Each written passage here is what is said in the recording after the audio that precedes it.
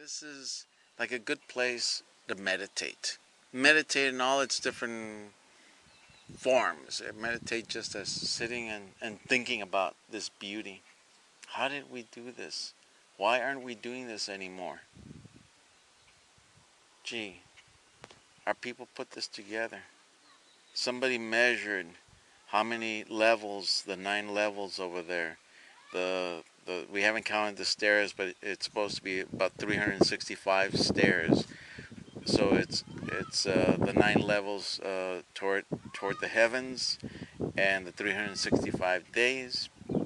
There's a building over there with a mural, but also different ways of measuring the sky. But there's another one over here. This is the only building down here, I don't know if I'm pointing to it correctly from your point of view, that is not actually strictly northwest, east, north, south, east, west. Slightly off. We don't know what it's measuring, but it really stands out.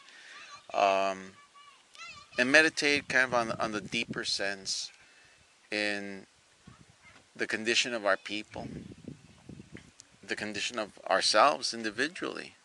You know, we're enslaved with this language. We're enslaved even with our thoughts, the limits that come to us. And when you see Tajín, and you see how beautiful it is, and you see this, again, just the beauty aside, the fact that this is an observation point with a lot of astronomical instruments here. And when you see Teotihuacan, and when you see all this beauty, and little sites like Huachimontones, and the beauty that it took to find that location for our people to mount that sacred site with these beautiful structures. And I wish we did have the luxury of just coming here, contemplating, working to connect to the Creator, and feeling good about the beauty of the universe and the beauty of, having been given human life and all of these things.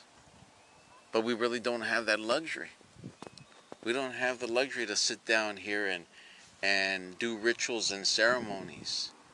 We're not burning incense here. We're not ringing bells. We're not doing any of these things, because it's more important for us to share this knowledge with you, to arm you with knowledge, to inspire you, to give you a sense of who we really are, seeing all of this beauty. And in the other videos that you're going to be seeing, the other locations, there's a lot of inspiration here.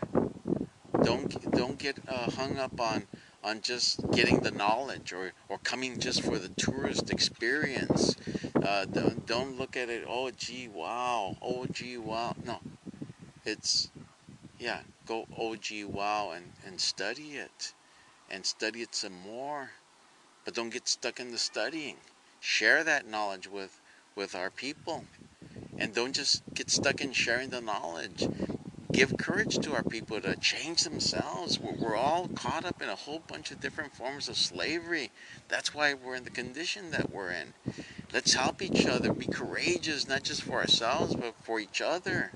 Be in that whole sense of the warrior societies where you came together and you bonded and you united.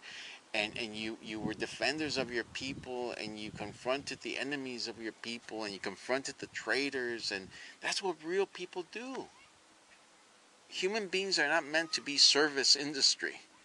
Human beings are not meant to be corporate slaves of other cultures. Human beings are not meant to be just looking out for what material things they're going to buy. What's the latest iPod? What's the latest whatever? That's not what we're about. Okay, we're caught up in buying cars because we need them in some cases. Some of this technology, like computers or this microphone I have in front of me and the videotape machine, I mean, these are instruments that we need as part of the technology, the internet, from which most of you are going to be hearing this and seeing this. But don't get caught up in all of that. Remember, all of this that we're providing for you, this is part of the tools for liberation that we're giving you. So this is our little side trip here to kind of one of the purposes of what we're doing. But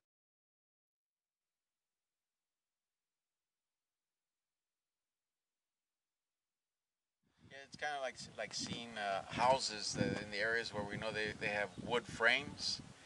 And if you were to see nothing but the wood frames of the houses, you say, oh, I can see more or less how it was. How it was a living Yeah, quarter. but you can't see the inside walls, you can't see the outside walls, you can't see how it was furnished or even how the roof was.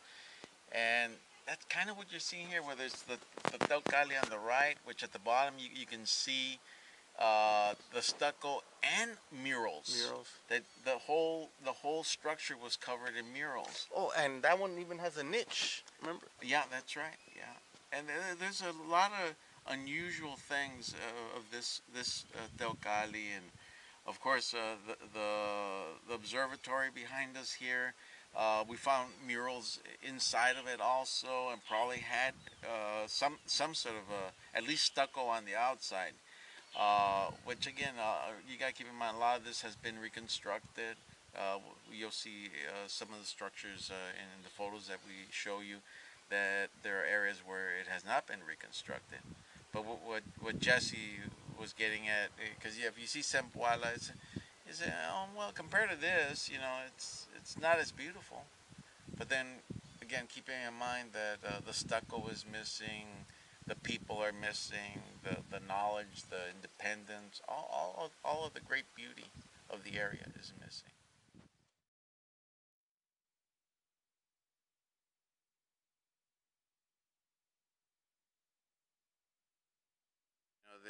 They destroyed our leaders and put their leaders in. They took our wealth and made it their wealth, and the rest of this, I think, it's the thieving and trespassing that happened against us, and the enslaving and the cultural castration and the rape, all these horrible things that were done to us.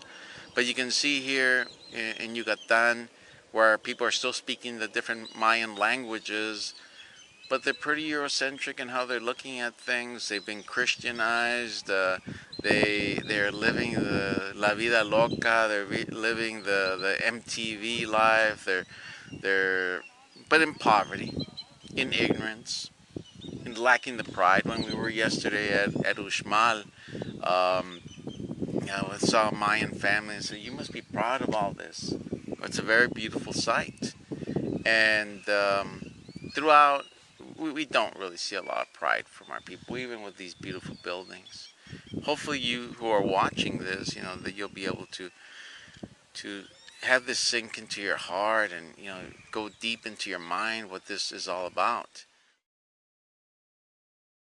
We're planting seeds through the internet. Since that's kind of the new communication tool for the world, that's where this is being disseminated. So this is the classroom. This is the inspiration for you. This is the guidance for you. This is something that we hope will get you to see things that you were not able to see before. If it means you just concentrate on your family, that's a good start. But from there, try to work on some people in the neighborhood. Share the materials with them. Share the ideas that you've picked up. Maybe they don't want to read the website. Maybe they don't want to read the books. Show them some videos. Okay, invite them over to your house for a party. A party of knowledge to discuss identity, why we're not Hispanic or Latino, to discuss the basic heritage of our people, going back to the Olmecs and talking about the Mayas and talking about the Mexica and talking about Teotihuacan, and then talking about the genocide that killed 95% of our people and how we're 5% that have survived. Take some actions, intelligent actions, like being part of the work that we're doing here with Mexica Movement. Meaning, okay, at least go to the website, read the material there. If you have a little bit more courage, come and join the work that we're doing.